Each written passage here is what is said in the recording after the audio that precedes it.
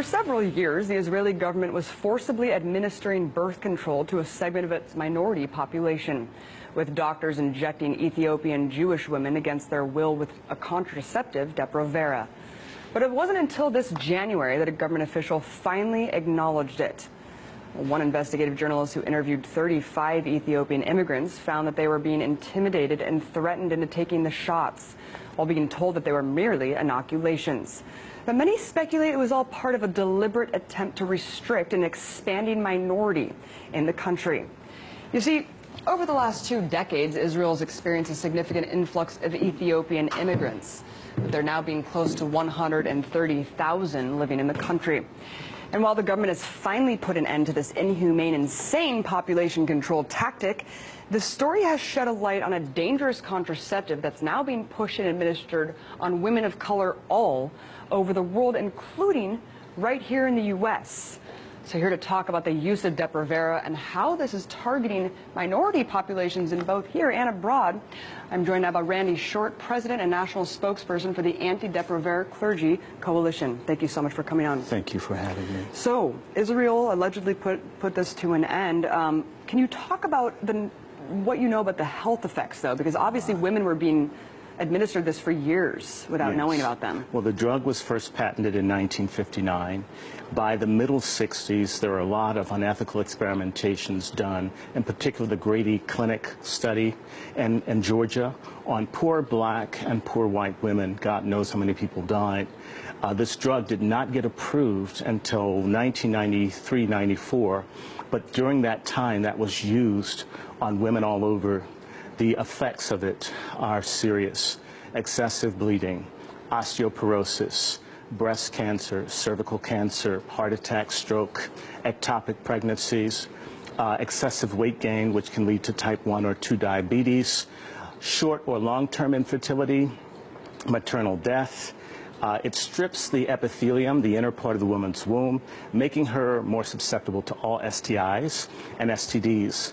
Therefore, doubling the chances of getting HIV, AIDS, chlamydia, HPV, gonorrhea, or syphilis. And there are other things that bothers the mental health. One of the things that's come to us, that the group that I work with, the Rebecca Project, is that many women are telling us that they've had mental problems.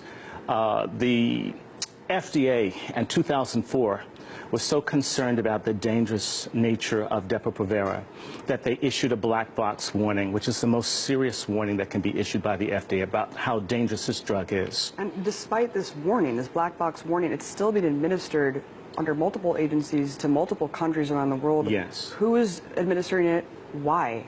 And where? Well, it's being used primarily in non-white countries. So Muslim countries, Pakistan, Bangladesh, Indonesia, Burma, possibly on the Myanmar minority, all over Africa, Central America and Latin America, and of course the United States, depending on whose information you look at, it's disproportionately used on African American women. Who's doing it? Planned Parenthood is one of the big purveyors of it. In addition to that, you have the Population Council, you have the International Federation of Planned Parenthood, you have a lot of persons and groups that have a Malthusian view that there are too many people, and therefore they want to reduce the population. They know this drug is deadly, it's cheap, and it makes huge profits for the parent maker, which is Pfizer. And USAID is also one of the agencies as well. For 47 years, it's been an unofficial policy of the USAID Office on Population to use or to send abroad dangerous, unsafe, untested, or unapproved drugs.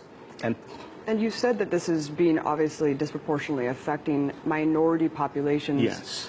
If they know that it's deadly, why would they be administering it to minority populations? I mean, what is really this all about here? There are too many non-white people. If you look at a gentleman by the name of Dr. Ravenholt, who was head of the USAID Office on Population from about 1966 until 1979, he was able to first convince President Johnson that it was in the national and commercial interests of the United States that 1/4 of the women in the developing world be sterilized. So there's some sense that if there are too many black or brown people, that somehow their needs will conflict with the capitalistic, imperialistic aims of the United States and its allies.